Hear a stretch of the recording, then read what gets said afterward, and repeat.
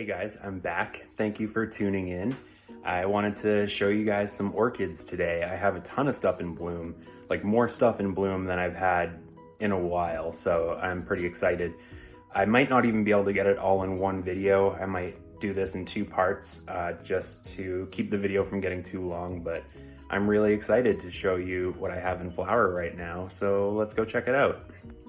Up first here is a very nice Angrecoid. This is Angrecum germinianum, which is a species from Madagascar. It's got these really cool kind of octopus shaped flowers, and it's super easy growing for me. I think it has a bit of a reputation of being kind of tricky, but I think that's just like Angrecoids in general. I don't find this to be any harder to grow than any other Angrecoid. So I find it pretty easy growing, and it's constantly growing vegetatively. It just gets taller and taller, and it just keeps putting out new spikes as it goes up. And I'm starting to get some nice little like basal growths and stuff. It's starting to spread out a bit.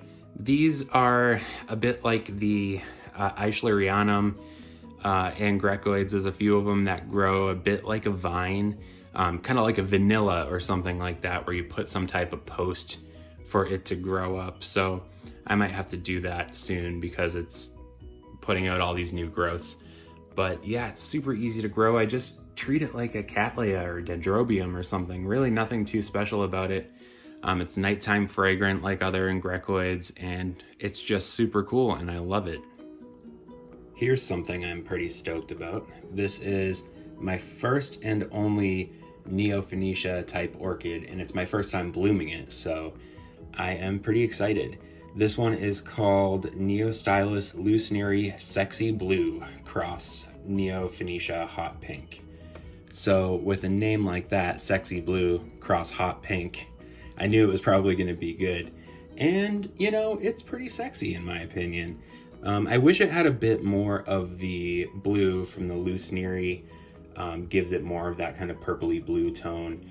It got more of a pinkish color, but I still really love it. The fragrance is really nice. To me, it kind of smells like marshmallows. I haven't smelled many Neophenesia, so I don't know how to compare it to the others really, but it smells really nice to me. Neophenesias are also really prized for their nice looking foliage, and I think this is a pretty good example of nice neo foliage. I like orchids in general that are just like spiky and turgid and cool looking like this, so I'm a big fan. I've got mine potted up in just a net pot with lots of holes in it.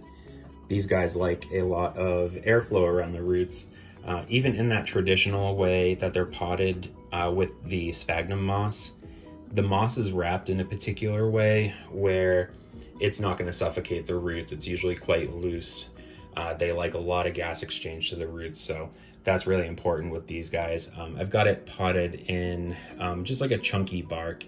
There's like some leca and charcoal and stuff in there too, but it's pretty coarse, a loose mix. Neophenesias are summer bloomers. They're super temperature tolerant, so you don't have to worry about that. They like it pretty bright, but they can actually do with a bit less light than other vandas. So if you are concerned that you don't have bright enough light to flower a vanda type, they don't need it quite as bright as some other vandas, so it's worth giving them a shot anyway. Let them dry out thoroughly between waterings and give them a little fertilizer once in a while, and that's about it.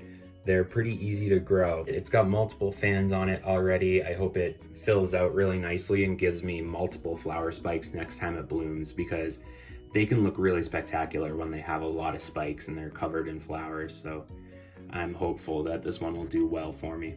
Oh, here's a cool thing. You guys, I bought a vanilla.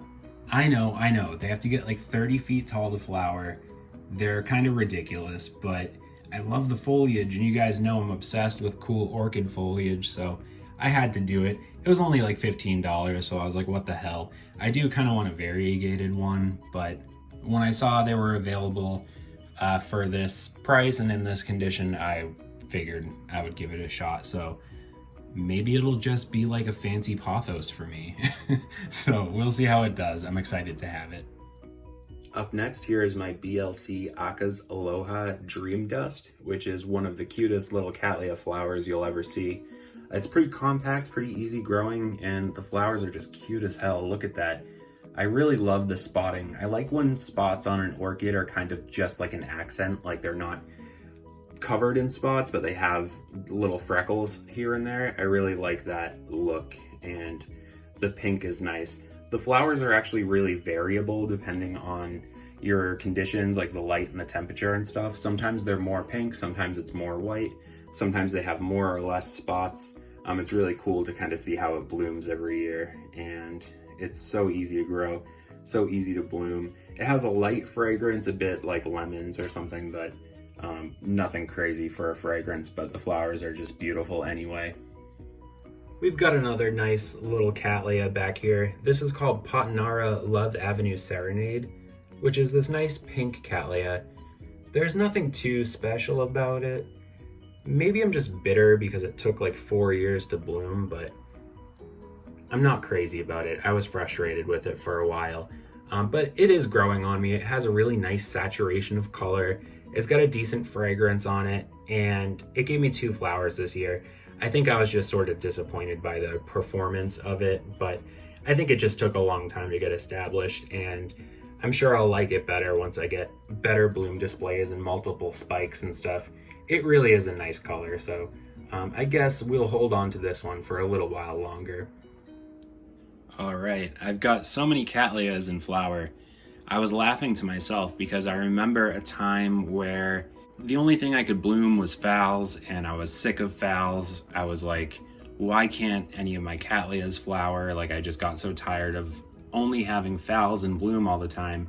And now I caught myself thinking this morning, like, ugh, I'm so sick of Cattleyas. It's just kind of ironic because there was a time where I would have killed to have all these Cattleyas in flower, and I still really do love and appreciate them, but you kind of move on to other things and then you get tired of the stuff you had. But anyway, let's check these guys out. Up first here we have LC Verut Star Trek, which is this really awesome waxy orange Cattleya, and I really love it. It's funny, I don't see it in many people's collections. Like, I don't see people posting pictures of it. I'm surprised it's not more popular, but even myself, I only bought it as sort of like an impulse purchase, and I didn't think I would like it as much as I do. So it's a really nice kind of hidden gem, I guess. It's got these really shiny, waxy flowers. I really like the kind of simple shape on these. It's really nice flared tips of the petals. They start out more yellow and red, and then they kind of turn more orange and kind of get darker altogether, but they're still gorgeous. It's really easy growing. It needs it pretty bright.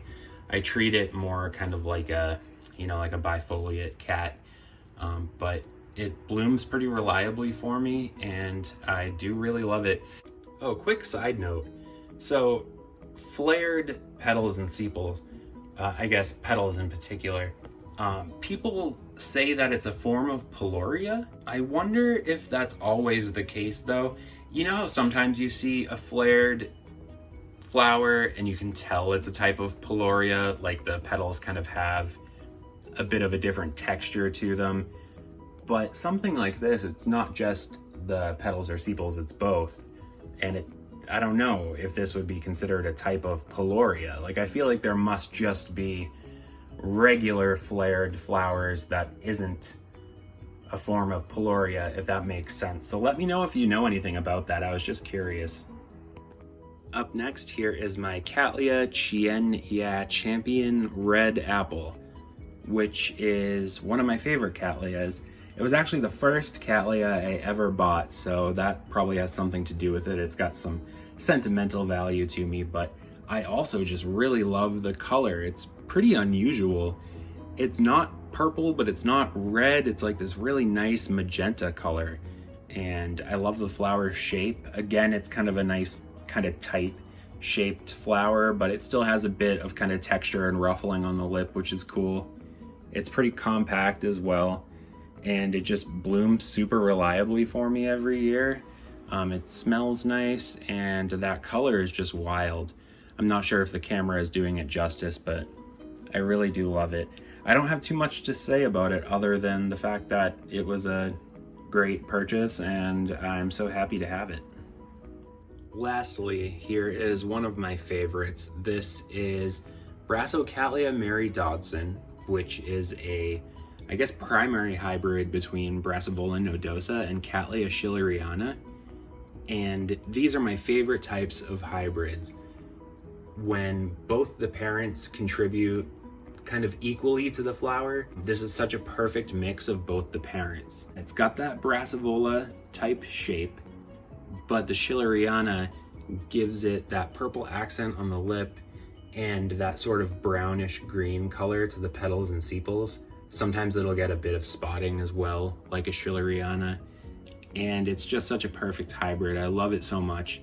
The fragrance is awesome.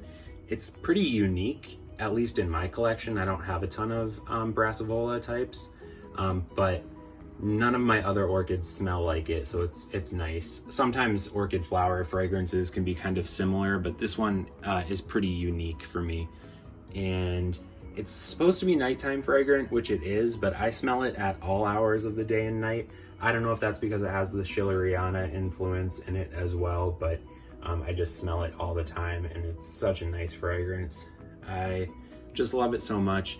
I got 3 flowers on the spike this year. I was only getting 2 before, so I'm hoping that it'll just keep getting better from here on, because I love this thing so much, and I'd love to see it as a big specimen covered in flowers like this.